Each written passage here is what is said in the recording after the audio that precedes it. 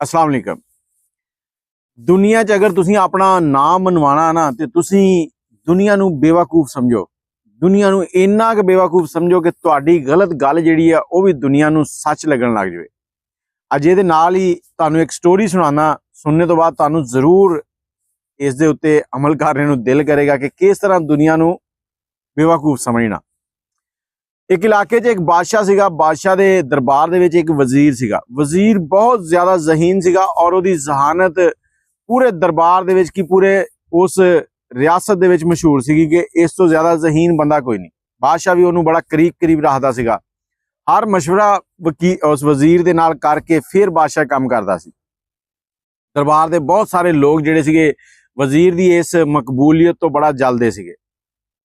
एक दिन बादशाह जिहड़ा वजीर दे नाल कोई मशवरा करदा ते वजीर बादशाह नूं मशवरा दिंदा। बादशाह नूं मशवरा बड़ा पसंद आंदा। उस तो बाद बादशाह कहंदा कि वजीर तेरा जिहड़ा मुंडा ना वो बड़ा बेवकूफ आ। उन्हें कहा जी वो किस तरह?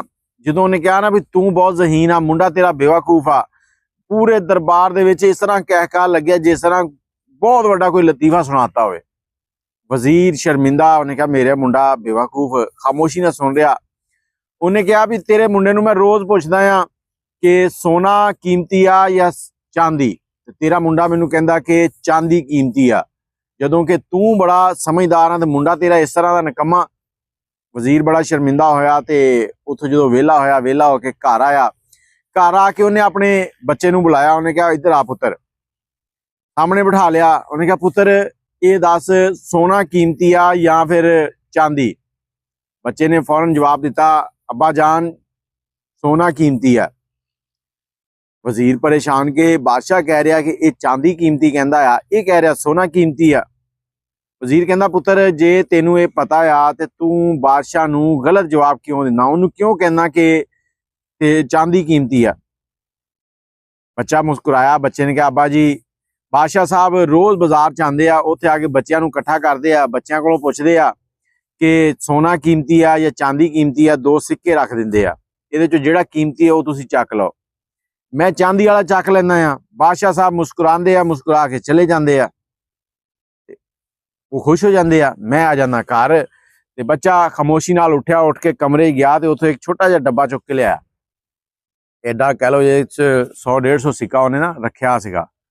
चुक के लिया के अपने प्यो के सामने डब्बा खोलिया। खोल के कहंदा लो अब्बा जी ए वेखो। हुण वजीर इन्ने सारे सिक्के वेख के हैरान हो गया। कहंदा पुत्तर तेरे कोले चांदी के सिक्के कित्थों आए ने? पुत्तर कहंदा अब्बा जी बादशाह साहब रोज़ आंदे आ, रोज़ यही सवाल करदे आ, मैं चांदी का सिक्का चुकदा आ, चांदी का सिक्का मैनूं दिंदे आ ते मुस्कुरांदे होए चले जांदे आ, ते मैनूं किहड़ी लोड़ आ कि मैं बादशाह साहब नूं कहां कि सोना कीमती आ? जिद्दण मैं सोने का सिक्का चक लिया उदण ही बादशाह साहब का समझो आखिरी सवाल होना। उन्होंने दोबारा आके मेरे को सवाल नहीं पूछना ते ना ही उन्होंने खुश होना। वो बस इसे खुशी दे विच कि तुसीं उन्हां दे वजीर हो ते मैं तुहाडा पुत्तर हां ते मेरे कोल सवाल पुछदे आ, मैनूं सवाल आंदा नहींगा।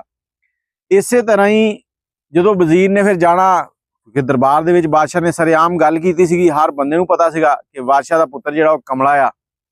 वो जदों वजीर नूं उन्होंने कहना कि तेरा पुत्तर बड़ा बेवकूफ आ, उहनूं ते भी नहीं पता सोना कीमती है या चांदी, ते वजीर कुछ ना कहंदा। वजीर मुस्कुरांदा ते चल जांदा भी तुहानूं की पता, वो तुहानूं सारिआं नूं बेवकूफ बनाई खड़ा। ते इसे तरह बहुत सारे लोग दुनिया च हुंदे आ जिहड़े कि काम थोड़ा करदे आ, शोर बहुत पांदे आ, वो अपने आप नूं अकलमंद समझदे आ। लेकिन बहुत घट लोग होंगे जिहड़े काम बहुत करते आ, बड़ियां तरक्कियां समेटते आ ते शोर नहीं पाते। वो दुनिया नूं कुछ भी नहीं समझते, वो अपने आप नाल ही जंग लड़ रहे होंगे, अपनी तरक्की वाल नूं वध रहे होंगे। ते तुसीं हुण सोचो कि तुसीं अपनी तरक्की वाल नूं वधना या फिर तुसीं लोकां दे सामने सिर्फ मशहूर होना। बच्चा अहमक कहलांदियां होया भी कामयाबी हासिल कीती खड़ा सीगा। अपनी राय कमेंट जरूर देनी है ते तुहाडे कोल कोई इहो जिहा सवाल होवे, कोई स्टोरी होवे, सानू शेयर करो, इनबॉक्स आ जाओ, तुहानू नंबर से शेयर करांगे, उस ते आ जाओ। फिर अल्लाह हाफिज़।